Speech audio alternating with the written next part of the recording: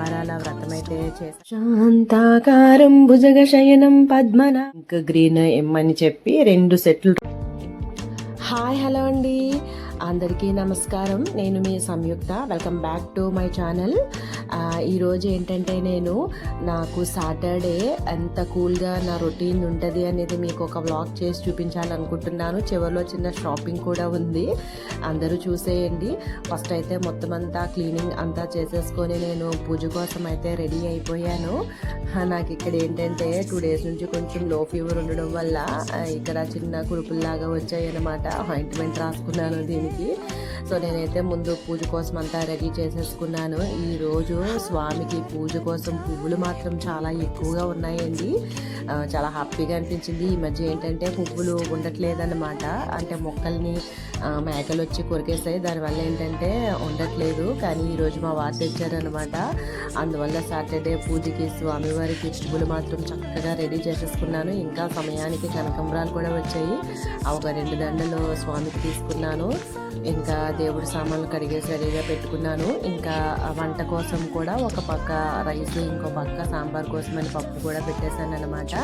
స్వామికి చక్కగా ఇలా పిండి ప్రమిదలు కూడా రెడీ చేసేసుకొని పువ్వులు అవి పెట్టేసుకొని దీపానికి కావాల్సినవి అంతా దేవుడి దగ్గర బాగా సర్దేసుకున్నాను అనమాట.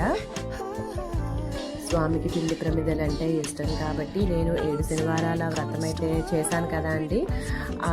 అందువల్ల ఏంటంటే 7 శనివారాలు అయిపోయిన తర్వాత కూడా నాకు ఇంకా చెయ్యాలి అనిపించేది. అందుకనే నేను 2 ప్రమిదలు ఇలా పెట్టుకొని ఒక దాంట్లో 4, ఒక దాంట్లో 7 వచ్చే, ఒక దాంట్లో 3, మొత్తం కలిపి 7 ఒత్తులు వచ్చేలాగా ప్రమిదలు అయితే రెడీ చేసేసుకున్నాను. పూజకి ఒక పక్క అంతా రెడీ చేసుకున్నాను. ఇంకో పక్క ఏంటంటే సాంబార్ కూడా రెడీ చేసేసుకున్నాను. ఇంకా సాంబార్ ఒక పక్క, ఇంకా దానిలోనికి బెండకాయ ఫ్రై చేశాను అనమాట. అది ఇంకొక పక్క అవుతుంది, వంట ఒక పక్క అవుతుంది. పూజకు కూడా అంతా రెడీ చేసేసుకున్నాను కాబట్టి ఇంకా నెక్స్ట్ పూజ చేసుకోవడమే ఇంకా బ్యాలెన్స్ ఉందన్నమాట.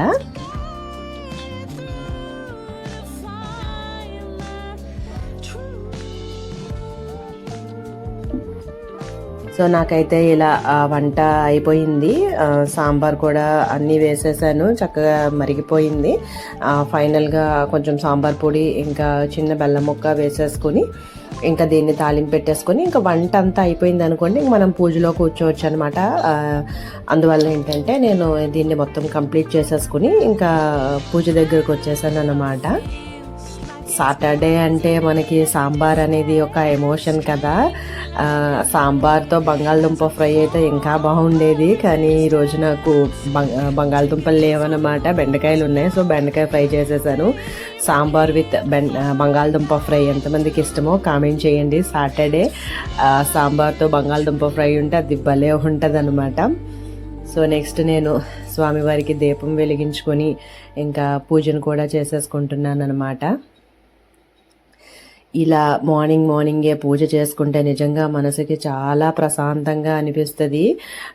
7 శనివారాల వ్రతం అయిపోయిన తర్వాత ప్రతి శనివారం కూడా స్వామికి ఇలా పిండి ప్రమిదలు పెట్టుకొని ఏదో ఒక ఫ్రూటో లేకపోతే ఏదో ఒక నైవేద్యమో ఇలా చేసుకోవడం అయితే నాకు అలవాటు అయిందనమాట.